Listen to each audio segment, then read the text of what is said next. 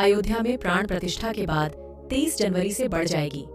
दर्शन की अवधि अयोध्या में बरसों का इंतजार हुआ, खत्म अब बस हर जगह होगी राम नाम की गूंज, क्योंकि 22 जनवरी को होने जा रहा राम मंदिर का उद्घाटन, जिसके लिए ना जाने कितने सालों तक राम भक्तों ने लड़ाई लड़ी, तब जाकर प्रभु श्री राम की स्थली अयोध्या वापस मिली। मेरी चौखट पे चल के आज चारों धाम आए हैं, बजाओ ढोल स्वागत में, मेरे घर राम आए हैं। जी हाँ, अब हर घर, मंदिर, शहर, गांव, कस्बे और यहाँ तक भगवान राम के भक्त गाएंगे यही गाना, क्योंकि बरसों बाद रामलला अपने अयोध्या विराज रहे हैं। राम मंदिर अयोध्या में राम जन्मभूमि के स्थान पर बनाया जा रहा एक हिंदू मंदिर है, जहाँ रामायण के अनुसार हिंदू धर्म के भगवान विष्णु के अवतार भगवान श्री राम का जन्म स्थान है।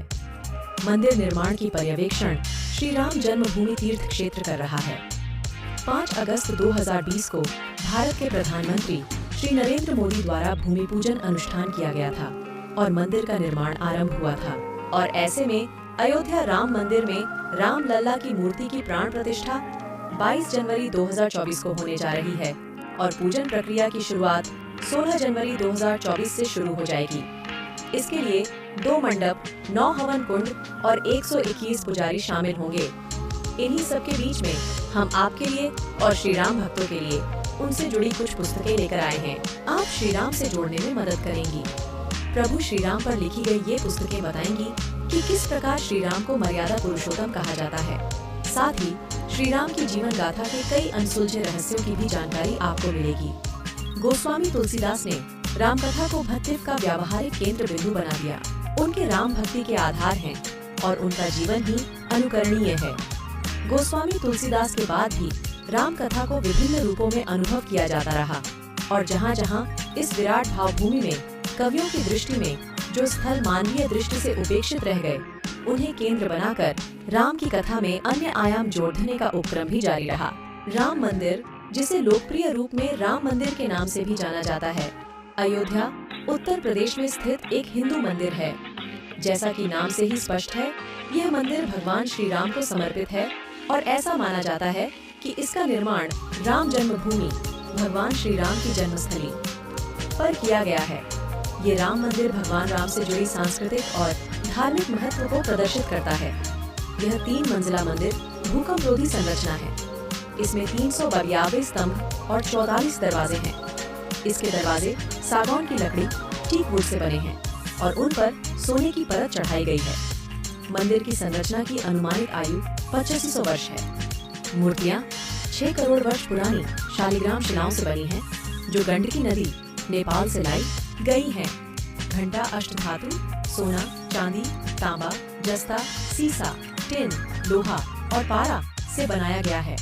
घंटे का वजन 2100 किलोग्राम है। घंटी की आवाज 15 किलोमीटर दूर तक सुनी जा सकती है। मंदिर के मुख्य गर्भगृह में श्री राम लला भगवान श्री राम का शिशु रूप की मूर्ति है। प्रथम तल पर श्री राम दरबार है। श्री राम मंदिर में 5 मंडप हैं: नृत्य मंडप, रंग मंडप, सभा मंडप, प्रार्थना मंडप, कीर्तन मंडप। परिधि परिकोटा के चारों कोनों पर सूर्य देव, माँ भगवती, भगवान गणेश और भगवान शिव को समर्पित 4 मंदिरों का निर्माण किया जाएगा। उत्तरी दिशा में देवी अन्नपूर्णा का मंदिर होगा और दक्षिणी दिशा में भगवान हनुमान का मंदिर होगा।